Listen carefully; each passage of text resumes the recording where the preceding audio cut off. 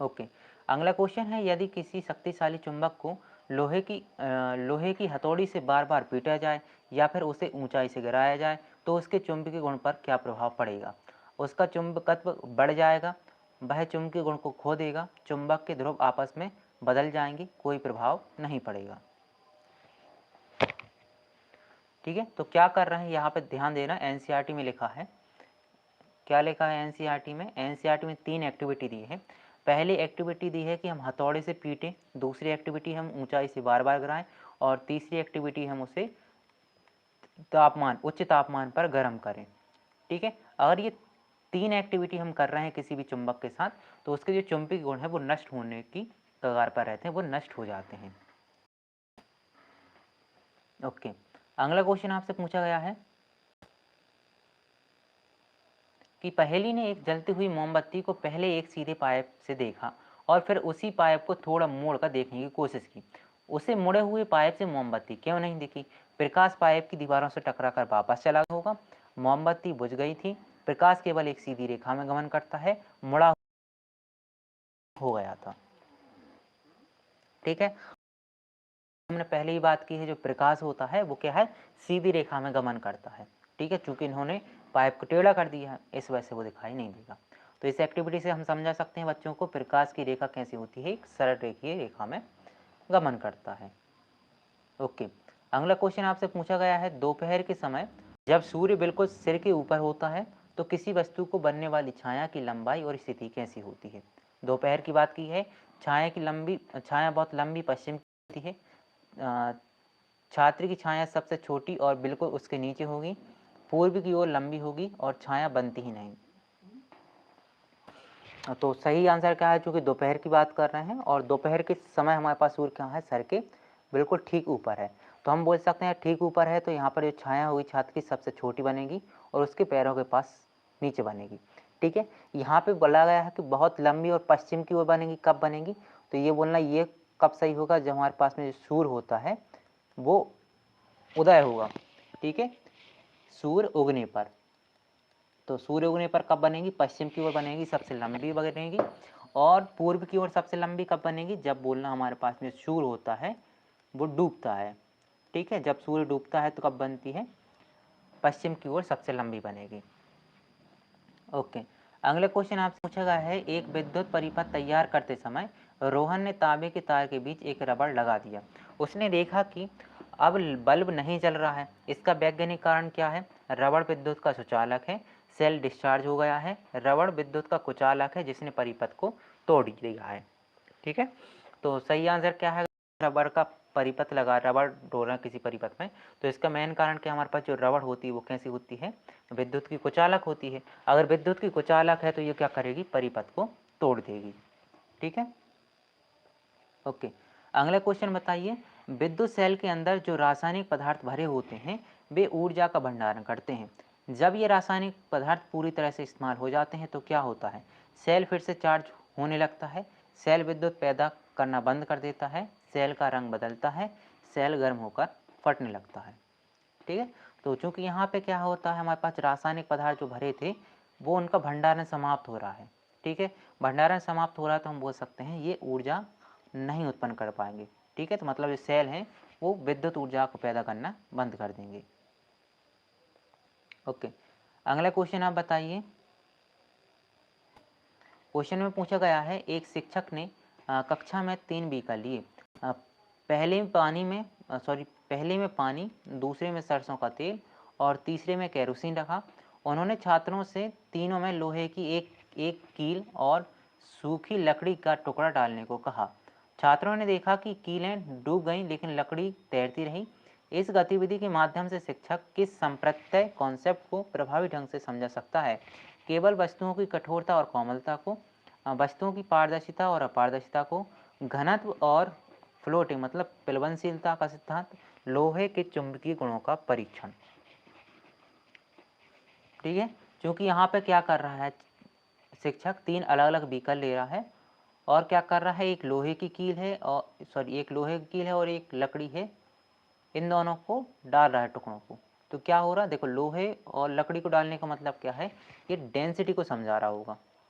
ठीक है, डेंसिटी क्या होती है और यहाँ पे डेंसिटी कैसे इफेक्ट करती है फ्लोटिंग को या फिर सिंकिंग को।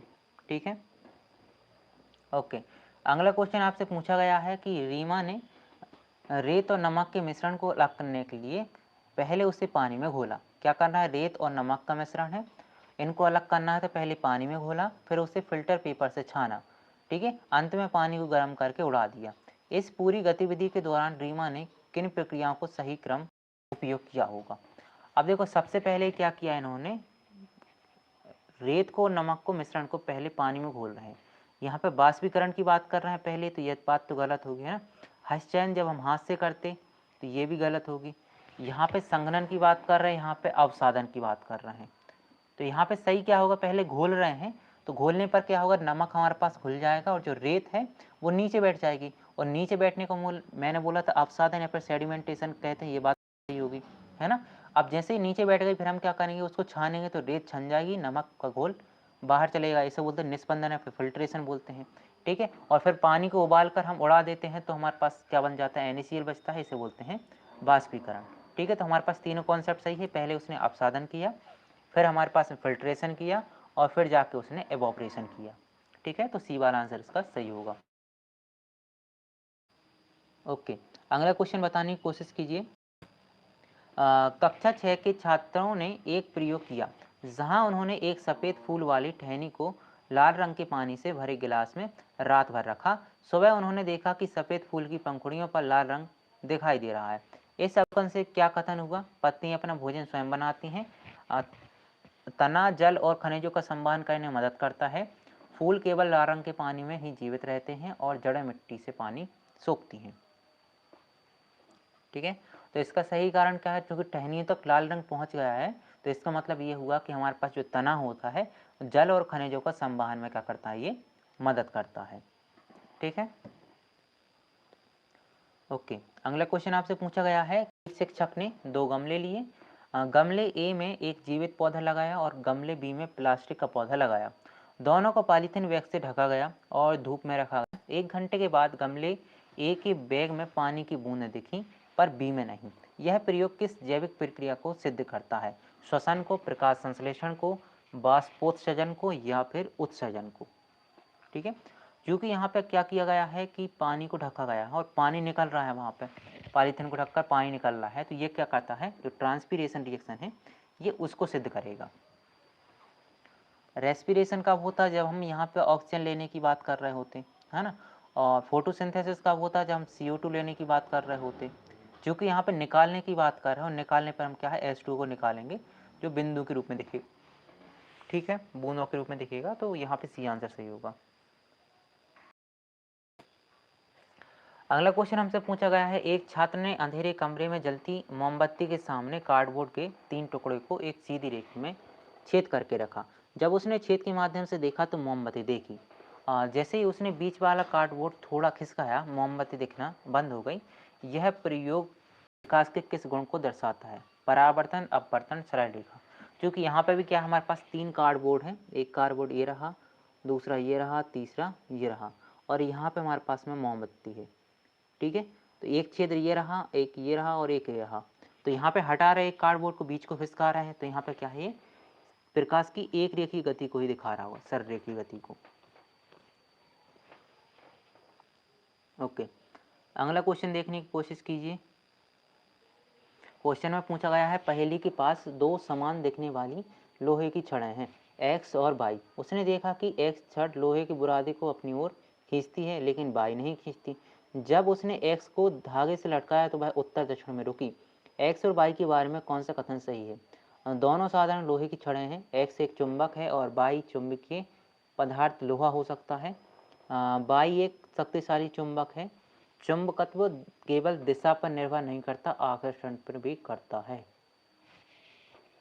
आकर्षण पर भी करता है। क्या बता सकते हैं इसका आंसर, क्योंकि यहाँ पे क्या है, एक्स जो है ना लोहे के बुरादे को अपनी ओर आकर्षित कर रही है। ठीक है, तो बुरादे को आकर्षित भी कर रही है, और साथ में क्या है, यहाँ पे उत्तर दक्षिण भी रुक रही है। तो हम कंफर्म यहाँ पे बोल सकते हैं, जो एक्स होगी वो चुंबक होगी, और जो बाई है वो क्या होगा, चुंबकीय पदार्थ लोहा हो सकता है। ठीक है, ओके, अगला क्वेश्चन हमसे पूछा गया है, एक शिक्षक ने छात्रों को एक सेल, एक बल्ब और 2 तार दिए। छात्रों ने देखा कि बल्ब तभी जलती है जब तारों के दोनों सिरों सेल के दोनों टर्मिनल प्लस माइनस से जुड़े हों। यदि बीच में रबड़ का टुकड़ा लगा दिया जाए तो बल्ब नहीं जलता। शिक्षक यहाँ क्या सिखाना चाहता है? रबड़ एक सुचालक है, परिपथ की पूर्णता और विद्युत कुचालकता का प्रभाव हो सकता है। सेल केवल रबड़ के साथ काम करता है, बल्ब का फिलामेंट रबड़ से बना होता है। तो शिक्षक क्या दर्शाएगा यहाँ पे? शिक्षक दर्शा सकता है कि परिपथ की पूर्णता कैसे हो सकती है अगर बीच में कोई कुचालक पदार्थ आ रहा है, ठीक है, जैसे हम इंसुलेटर बोलते हैं, तो परिपथ पर क्या प्रभाव पड़ सकता है, ठीक है। ओके, अगला क्वेश्चन हमसे पूछा गया है, कक्षा में मानव कंकाल का मॉडल दिखाते हुए शिक्षक ने छात्रों से अपनी कोहनी को मोड़ने को कहा।